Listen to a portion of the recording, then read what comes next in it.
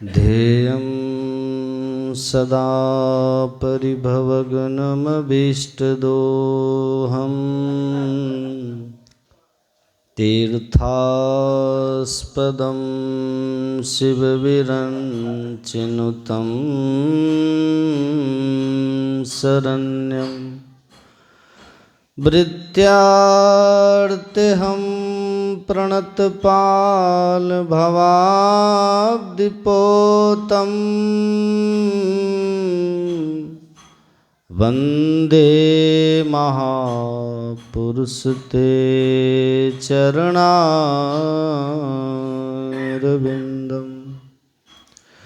नित्यशुद्धं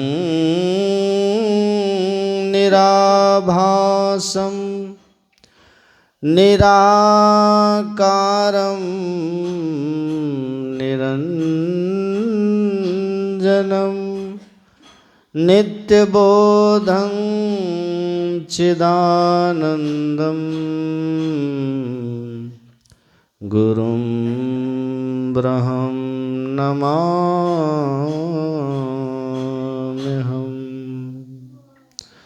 बोलिए प्रेम से श्री सद्गुरु महाराज की जय। सर्वोच्च आसन में आसीन 20वीं सदी के महान संत सद्गुरु महर्षि मही ब्रह्महंस जी महाराज के युगल पावन श्री चरणों में बारंबार नमन। मंचासीन सरलता के प्रतिमूर्ति ज्ञान ध्यान के निकेतन पूज्यपाद स्वामी शिवानंद जी महाराज के पावन चरणों में नमन। मंच पर विराजमान परम पूज्य स्वामी ज्ञान शेखर जी महाराज के युगल श्री चरणों में नमन। पूज्य भोला बाबा, पूज्य नरेशानंद बाबा, मंच पर जितने सब साधु महात्मा सबों को मेरा प्रणाम। सत्संग में उपस्थित सत्संग प्रेमी महान भावों, पूजनीय माताओं एवं भक्तिमती बहन, अभी हम लोग वराहोपनिषद ने सत्संग योग वराहोपनिषद से पाठ सुन रहे थे।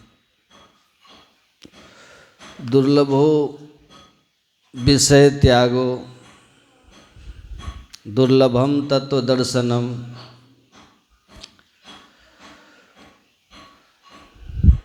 दुर्लभा सहजावस्था सद्गुरु करुणाम बिना। विषय का त्याग करना बड़ा दुर्लभ है। इधर देख रहे हैं, मन कहेगा उधर देखो, फटाक से आंख उधर चली जाएगी।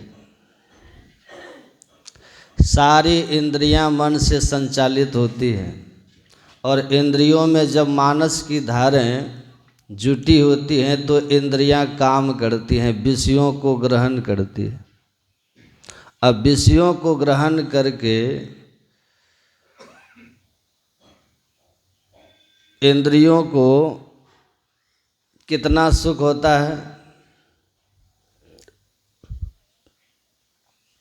इंद्रियों का विषयों से जो सुख मिलता है वह सुख अशांतिदायक होता है, असंतुष्टिदायक होता है, अपरिणाम में दुखदायक होता है, क्षणिक सुखदायक होता है। क्षणिक सुख वह भी अशांति पूर्ण सुख, असंतुष्टि पूर्ण सुख, परिणाम में दुख। इसलिए जीवन पर्यंत हम लोग रूप को देखते रहते हैं, जीवन पर्यंत हम गंध को लेते रहते हैं, नाना प्रकार के स्वादिष्ट व्यंजनों का उपभोग जिह्वा को स्वाद मिलते रहता है। स्पर्श का सुख से लेकर पांचों ज्ञानेंद्रियों के सुख में हम डूबते हुए इस संसार से चले जाते हैं। लेकिन हमारी भोगों की इच्छा पूर्ण नहीं होती, हम तृप्त नहीं होते और अंत में दुख होता है। इंद्रियां कमज़ोर हो जाती हैं, आँखें कमज़ोर हो जाती है। एक बूढ़ी माता जी समधिनी लगती थी रिश्ते में, संजोग से एक बार उसके यहाँ गए तो देखे उम्र बहुत हो गई थी, शरीर मोटा था, आँख पर जो है ना वो ये जो होता है ना ऊपर वाला भाग इतना मोटा हो गया था कि आँख को दाब देता था पूरा उसका। वो इसको ऐसे उठा करके देखना पड़ता था उनको, आँख खोल नहीं पाती थी, चमड़ी आँख को दाब दिया था। उस बूढ़ी को हम देखे, अब तो मर गई 4 साल पहले, कि टेलीविज़न बैठ के देखती थी, सीरियल बैठ के सीरियल देखती थी। और पता आप लोगों को वो जो कपड़ा टांगने वाला नहीं होता, कपड़ा जिससे पकड़ते हैं, क्या बोलते हैं, हाँ, क्लिप नहीं लगाते, कपड़ा फैला के, कपड़ा उड़े नहीं अंदर तूफान में, आंधी में, हवा में, तो वो चुट्टा जो है क्लिप, उससे आँख को ऐसे पकड़ लेती थी, समझे, आँख में पकड़ के क्या करती थी और बैठ करके टीवी देखती थी, सीरियल, बड़ा आराम से। तो हम मन में सोचे कि बताइए, भगवान चमड़ा झुला करके आँख को ये हाल पहुंचा दिए टीवी देखते देखते, लेकिन टीवी का शौक कैसा है, टीवी पे रूपे ना आता है, क्या आता है, अलग अलग ढंग का रूप आता है, और उसी को देखने के लिए चिमटा लगा लिए। हद हो गया, कब तक देखोगे, कितना देखोगे, हैं? तो महापुरुष लोग इसको समझाते हुए कहते हैं कि आप देखते रहो, आँख खराब हो जाएगी, दुनिया में रूप खत्म होने वाला, इस जन्म मरण के चक्र से छूटने का उपाय कीजिए, और सुख और दुख यही केवल भोगना आप अपने जीवन को मत समझिए, इससे ऊपर उठ जाना ही। कैसे ऊपर उठेंगे, तो भगवान कहते हैं यम ही न व्यथंत पुरुषम पुरुषस्वः सम दुख सुखम धीरः सो अमृतत्वाय कल्पते। देखिए, योग्यता भी भगवान बता रहे हैं। अमृतत्व को कौन पान कर सकता है, अमृतत्व को पान करके कौन अमर हो सकता है। सुनिएगा ध्यान से, मृत्यु हुई तो पुनर्जन्म होगा, तो सब लोग तो देह त्यागते हैं, तो सब देह त्यागते हैं, संत भी देह त्यागते हैं, तो वो भी तो मृत्यु है। तो महर्षि वशिष्ठ जी भगवान श्री राम को बोले हैं कि मृत्यु का मतलब ये होता है, कर्म के बंधन में बंद करके, कर्म बंधन के वशीभूत, प्रारब्ध के वशीभूत इस देह का त्याग करना, ताकि अगला प्रारब्ध, अगला कर्म फल भोगने के लिए पुनः दूसरा शरीर धारण करना हो, इसी को मृत्यु कहते हैं। और जब कोई अगले शरीर धारण करने की स्थिति से मुक्त हो गया, कर्म बंधन से मुक्त हो गया, कर्म के बीज को जला करके दग्ध कर दिया, हे राम, ऐसे लोग देह त्यागते हैं, इसे मृत्यु नहीं निर्वाण कहते हैं। क्या कहते हैं? निर्वाण। तो भगवान कहते हैं मोक्ष अगर पाना हो, इसके लिए क्या करना होगा? कहते हैं उसकी योग्यता बता रहे हैं, सिद्धांत दे रहे हैं भगवान। फिलॉसफी है ये, यह ही न व्यथ्यन्ते पुरुषम पुरुषस्व। हे अर्जुन, जिस मनुष्य की इंद्रियां विषयों से संयोग करके व्यथित नहीं होती, ध्यान से सुनिएगा, मतलब क्या हुआ, भोग वासना के लिए लालायित नहीं होती,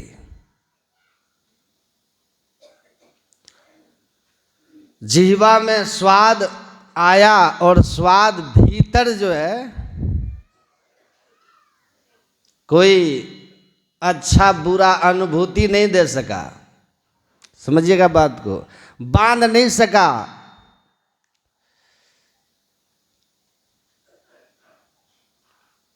होता क्या है, कोई आपके सामने 4 तरह की सब्जी हो, आप एक एक करके टेस्ट कर रहे हैं, जीवा से उसका रसास्वादन कर रहे हैं, अब मन उसका आनंद ले रहा है। अब पता चला कि उसमें जो थोड़ा ज़्यादा टेस्टी लगा, आप उसी पर टूट पड़े हैं, और अब वो मांग के खाएंगे आप, और आपकी इच्छा बनी रहेगी जब कभी भी कि ये वाली सब्जी ऐसे ही स्वाद वाली मिलती तो you are binded now, binded, आप बंध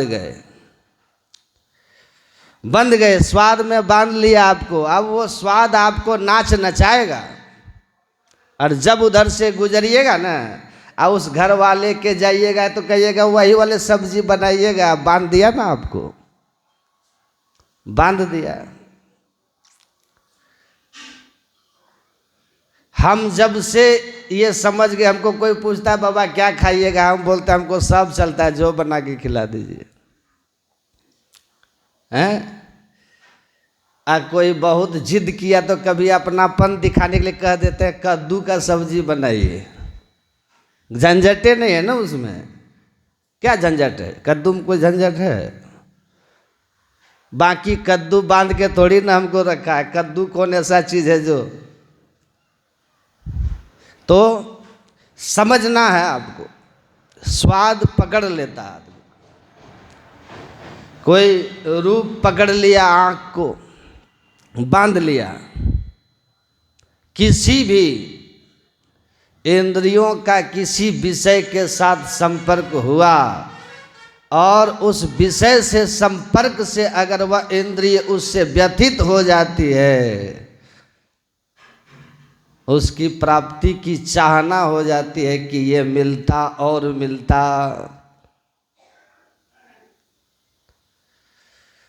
तो कह रहे हैं कि तब आप अमृतत्व की प्राप्ति की अभी योग्यता नहीं प्राप्त किए।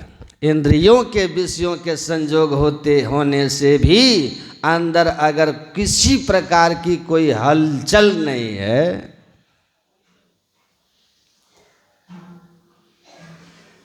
बंगाल में, पश्चिम बंगाल, कोलकाता है ना, गौरांग स्वामी थे ना, नवदीप धाम, उनका दूसरा नाम क्या था? चैतन्य महाप्रभु। चैतन्य महाप्रभु बैठे हुए थे, एक आदमी बोला आपको किसी विषय का स्वाद नहीं आकर्षित करता है? तो उन्होंने कहा हमको हरि का रस ही इतना मीठा लगता है, स्वादिष्ट लगता है कि विषय रस की हमें कोई कामना ही नहीं। तो कहा अच्छा चीनी, आप चीनी नहीं लगता आपको? चीनी? कहा कि चीनी चीनी लगता, पर चीनी मिले ऐसी कामना नहीं है। भाई चीनी तो चीनी ही लगेगा ना, लेकिन चीनी मिले इसकी कामना ही नहीं है। मिला, पेट भरने के लिए खा लिया, उसके स्वाद में कोई हमारा आकर्षण ही नहीं है। और एक चीनी उठा करके उसके मुंह में दे करके बोले कि इसको तुम रख के दिखाओ, उसके जैसे जीवा पर चीनी गया, मिठास लगा, तुरंत रस का सरा हुआ, चीनी गल गया। कहा है चीनी? तो गायब।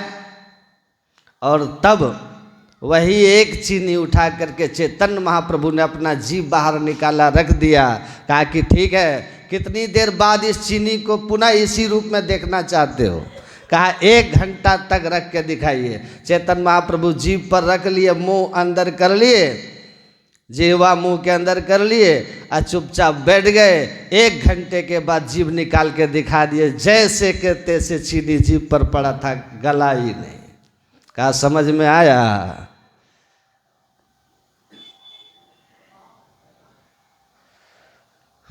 भगवान कृष्ण कह रहे हैं कि इंद्रियों के विषयों का संपर्क तो होगा ही होगा, आंखें तो देखेंगी, लेकिन आंख देखती है 1000 रूप, पर किसी रूप के साथ उसका कनेक्शन नहीं हो रहा है। कोई रूप उसको आकर्षित नहीं कर रहा है, कोई रूप उसके मन को छू नहीं रहा है, बस नजर से गुजर रहा है, पर भीतर एकदम शांति जस की तस बनी हुई है। देख रहा है पर ताक नहीं रहा है ना?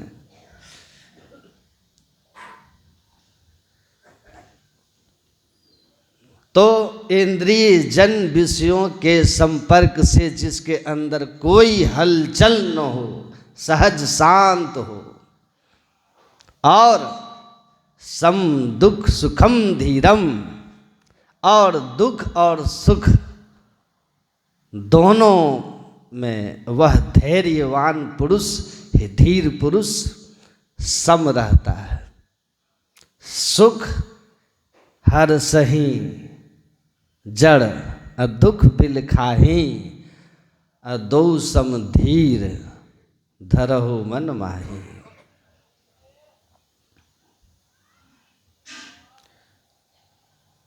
करी जतन जो याहि त्यागो, जिन्होंने विषयों के भोग को जीवन बनाया, उनके जीवन में अशांति और असंतुष्टि ही रही है। और जिन्होंने जतन करके विषय का त्याग कर दिया, शांति सुख सोई लियो, गुरु महाराज कहते हैं, उसी को शांति और सुख मिलता है। इसीलिए कहते हैं, सुन रहे थे ना पाठ में, कि ये जो विषय है इसमें हमारा मन जो है मछली बना हुआ है, और ये जल की तरह हमको घेरे हुए है। ताते सहों विपत्ति अति दारुण, इसीलिए विपत्ति है। अनेक तरह के आधि व्याधि रोग दुख संताप हमारे जीवन में है। अब भरमत जोनि अनेक, और अनेक जोनियों में जन्म मरण होता है। अनेक जोनियों में जन्म मरण का कारण है मृगवादी सब ही प्रपंचन, अब विषय सब दुख रूप है।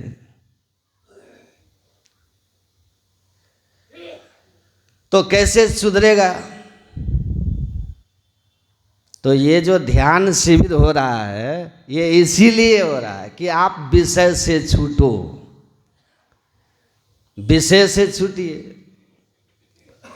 निर्विषयम मनः, आपका मन विषयों के जो घेरे में फंस करके हमेशा असंतुष्ट ही रहता है, दुखी रहता है, अशांति में फंसा हुआ है, और शांति के लिए व्याकुल है, संतुष्टि के लिए व्याकुल है। तो आप इनसे ऊपर उठिए, ऐसी स्थिति में अपने मन को आप ले जाइए जहाँ विषय नहीं है। तो जहाँ विषय नहीं है वहाँ मन को ले जाना, इसीलिए कहा दुर्लभो विषय त्यागो। इन विषयों का त्याग। अब मछली को पानी त्यागना है भाई, ये बड़ा कठिन काम है, तड़पेगी ना। मछली को पानी से निकालोगे तो तड़पेगी, क्योंकि मछली ने जल को अपना जीवन बना रखा है, मन विषय को अपना जीवन बना रखा है, इसलिए तड़पेगी मन, तड़पेगा मन। लेकिन मछली को तो पानी से निकालेंगे तो मर जाएगी, क्योंकि उसके पास विकल्प नहीं है ना। पर मन को विकल्प है, मन को विकल्प है, मन के पास एक विकल्प है। क्या विकल्प है? विषय से भी विशेष आनंददायक इसके पास एक और सरोवर है। जल के छोड़े तो और एक सरोवर है अपने अंदर में, अमृत है उसको, मन उसको अभी तक नहीं जानता, उस सुख को अभी तक नहीं पा सका है। इसीलिए विषय की कीचड़ में ये नहाते रहता है। तो किधर की ओर चलो? जिधर निर्विषय तत्व है। निर्विषय तत्व कौन है? परमात्मा। विषयों से ऊपर उठना बड़ी दुर्लभ बात है।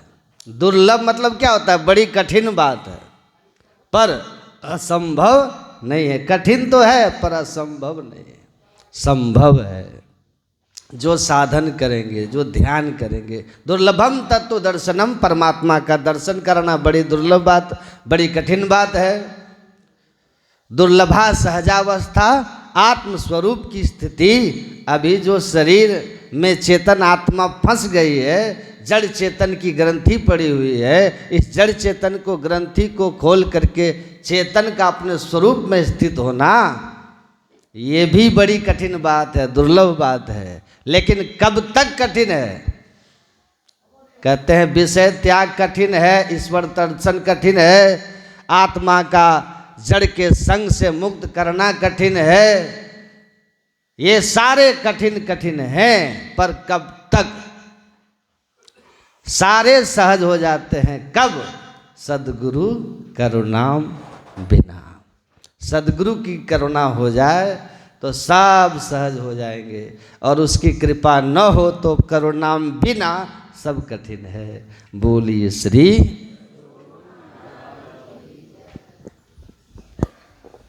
श्री सद्गुरु महाराज की जय।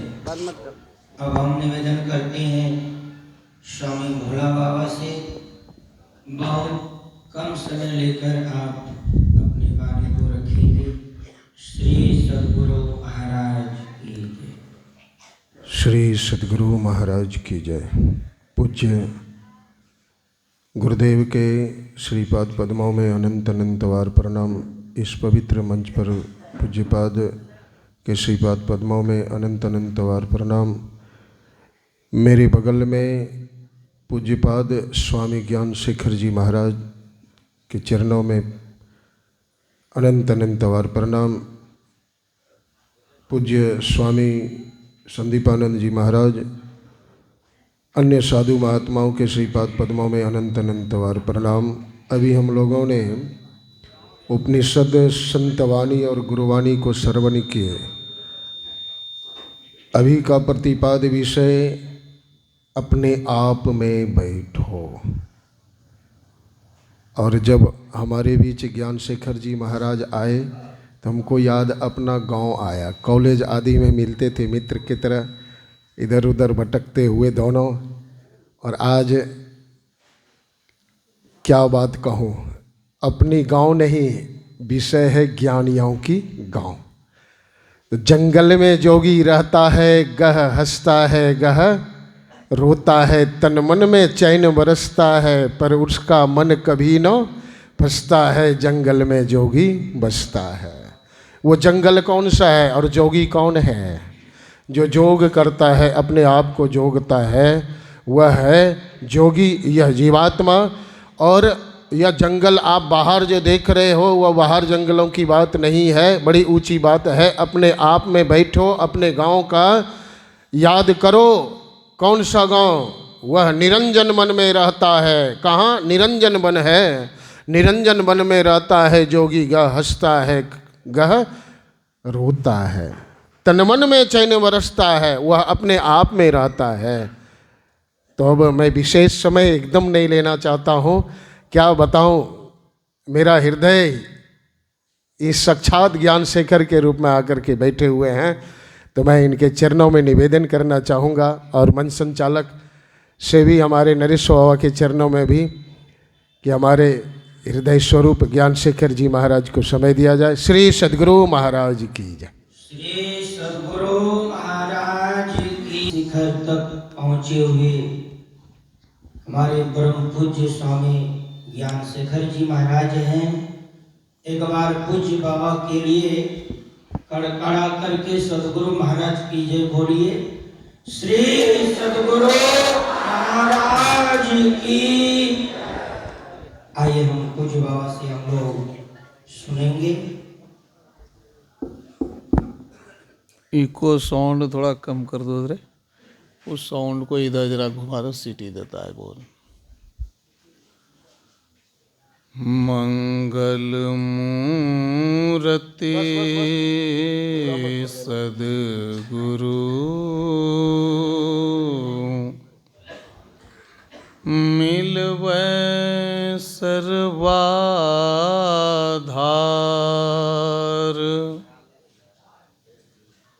मंगलमय मंगल करन,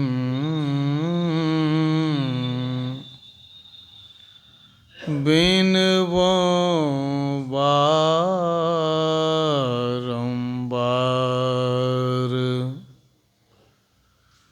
मेरा मुझ में कुछ नहीं,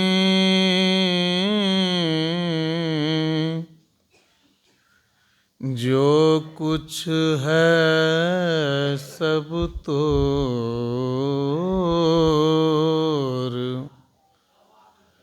तेरा तुझको सौंपते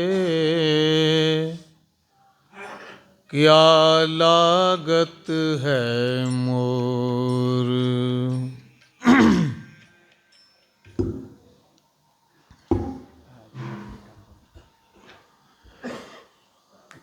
आप तमाम धर्म प्रेमियों, माताओं, बहनों, सज्जनों से निवेदन है, एक बार सबके सब पुनः सावधान हो जाएं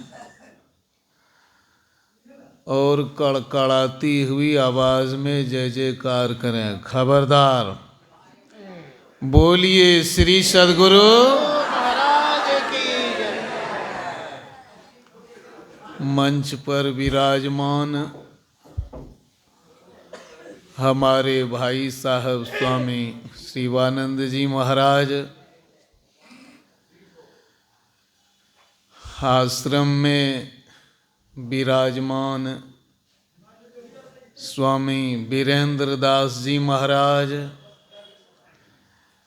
स्वामी गोपालानंद जी महाराज, स्वामी आनंद बाबा, स्वामी भोला बाबा, संदीपानंद जी महाराज, नरेशानंद जी महाराज, गुलाबी जी महाराज, सबको मैं प्रणाम करता हूँ। अरे आवाज़ ठीक नहीं लग रही है जी, आवाज़ थोड़ा सा साफ करो ऑपरेटर। आप तमाम धर्म प्रेमियों को भी मैं बारंबार प्रणाम करता हूँ।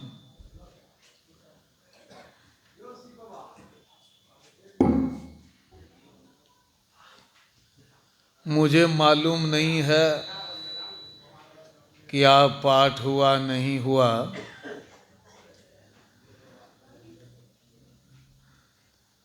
ऑपरेटर नहीं है क्या जी? आवाज चरचर कर रहा है, देखते हो कम थोड़ा सा।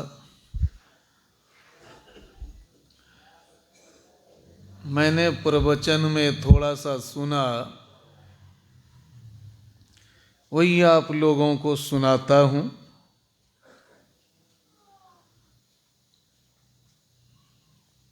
हम लोग को परमात्मा सब कुछ देते हैं, धन दौलत, परिवार, प्रतिष्ठा, पद।